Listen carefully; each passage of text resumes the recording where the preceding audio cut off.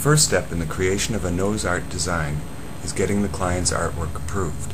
I was given a black and white copy of the image with the request to change the clothing for something a little more child-friendly. I did a line art drawing, scanned it, and colored it in Photoshop. The art was approved, and another thought was to add the stars on the shirt and shorts. A visit to the hangar was necessary to get photos of the airplane. I used a tape measure in the photo for size reference. The selected art was copy-pasted in Photoshop onto a photograph of the airplane to determine the appropriate position and size of the design. I wanted to see clean lines all around the color areas, so I cut stencils out of clear adhesive masking paper for each color. The light box helped to transfer pencil drawings onto the stencil. Then a craft knife was used to cut the stencil. There were a total of 14 stencils for both sides. The four colors, blue, light blue, flesh, and yellow. The phrases, "Excuse me while I kiss this guy," "Mom's wife's worries," and stencils for the shadows on the shirt. The second day I met the client at the hangar. I used sized prints of the designs to place the art on the nose, and I got the go-ahead for the position. You're the artist.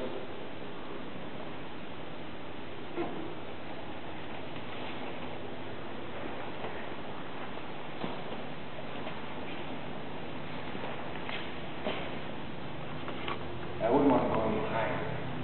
Over there, I can get back. Oh, that's great.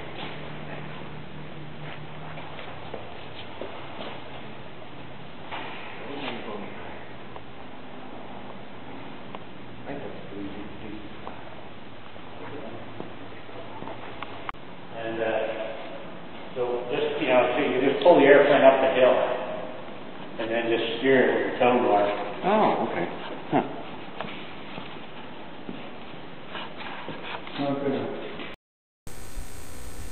To protect the rest of the airplane from overspray, it was covered with plastic tarps. A 1500 grit sanding pad was used to rough up the surface under the art. Then a wax remover degreaser was used to clean and prep the surface.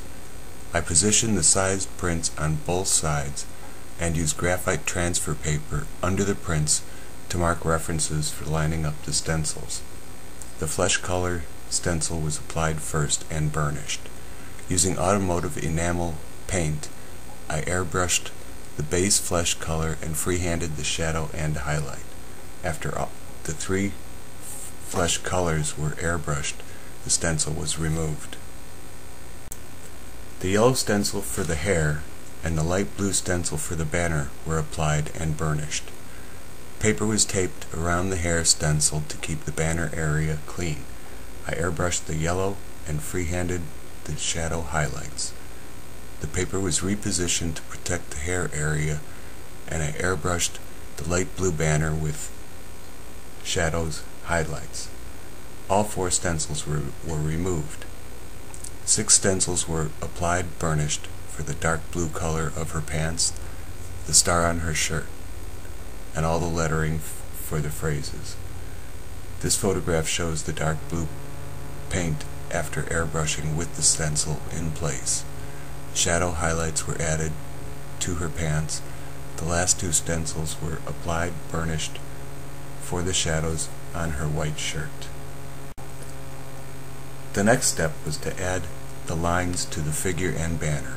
I used a liner brush with a dark blue color to freehand all the lines. Then I used a bright red color for her lips. Finally, my friend Pete sprayed a coat of automotive clear to complete the project.